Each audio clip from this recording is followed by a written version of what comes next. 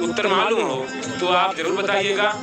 भैया क्या नाम है आपका? भैया मेरा नाम नीलेश चतुर्वेदी है। आप कहाँ से हैं? मैं यहीं से रामघाट चौराहे से हूँ। अयोध्या से हैं। हाँ, मैं अयोध्या से प्रॉपर अयोध्या। तो अयोध्या में ये जो शालिग्राम शिलाएं लाई गई हैं, हाँ। उसपे आप क्या कहना चाहेंगे? ये शालिग्राम जो शिलाएं आई हैं, इसका पूरी अयोध्या वासी भव्य स्वागत कर रहे हैं। हम भी स्वागत कर रहे हैं, हमें भी खुशी है। ये हमारे धर्म का प्रतीक है, हम इनका सम्मान कर रहे हैं, सब प्रतीक कर रहे हैं। मगर हमारे जो आदरणीय प्रधानमंत्री जी हैं, मुख्यमंत्री जी हैं, शिक्षा मंत्री जी हैं, जो तमाम मंत्रियों हैं, उनसे मेरा एक निवेदन है कि हमारा धर्म, हमारा देश, हमारा राष्ट्र तब तक सुरक्षित नहीं हो सकता जब तक हमारी शिक्षा अच्छी न हो।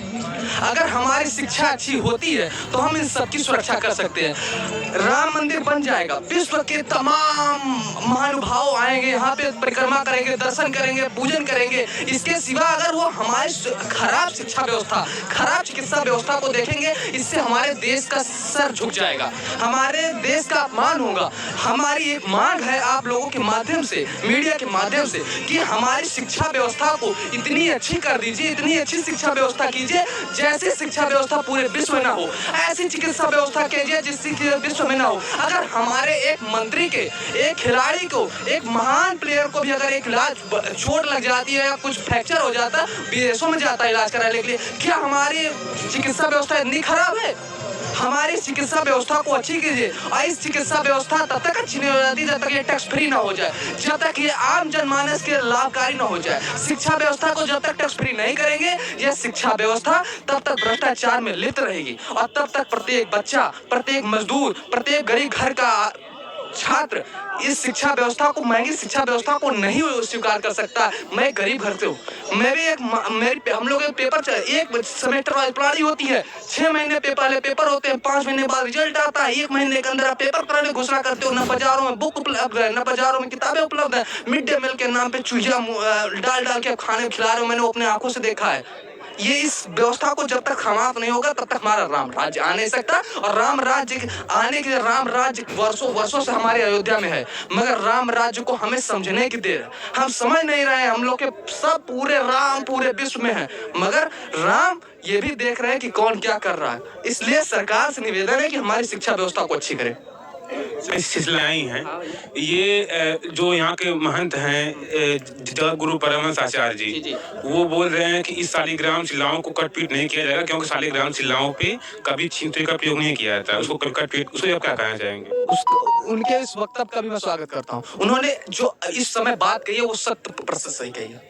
अगर इसकी हम कटपीट कर देते तो इसके अंदर जो शक्तियां हैं, जो इसका उपयोग है, वो उपयोग, उसकी शक्तियां खत्म हो जाएंगी।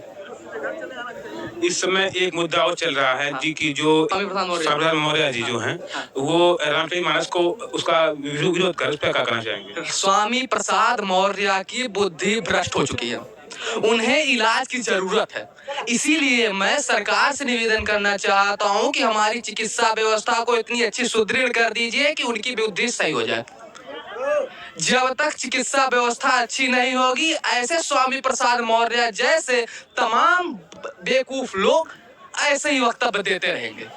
इसलिए मैं इसीलिए बार बार आप लोग से कह रहा हूँ, हमारी चिकित्सा व्यवस्था को टैक्स से फ्री, वो टैक्स देना ही नहीं चाह रहे हैं स्वामी प्रसाद मौर्य अपनी बुद्धि का इलाज के लिए। हम लोग क्या करें?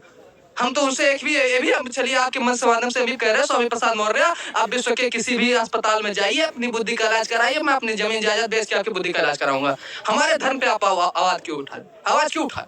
शिक्षा पे बात हो ही नहीं रही है। वो बात वोट की राजनीति करना चाह रहे हैं स्वामी प्रसाद मौर्य, अखिलेश यादव वोट की राजनीति करना चाह रहे हैं। कोई शिक्षा की राजनीति नहीं कर रहा, कोई स्वास्थ्य की राजनीति नहीं कर रहा है।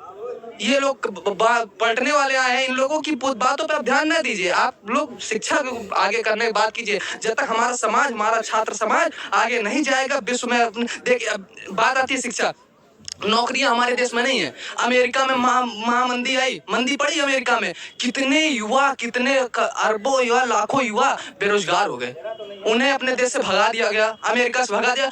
हम हिंदुस्तानियों की कहीं इज्जत ही नहीं। हमें अपनी इज्जत चाहिए, हमारा स्वाभिमान चाहिए।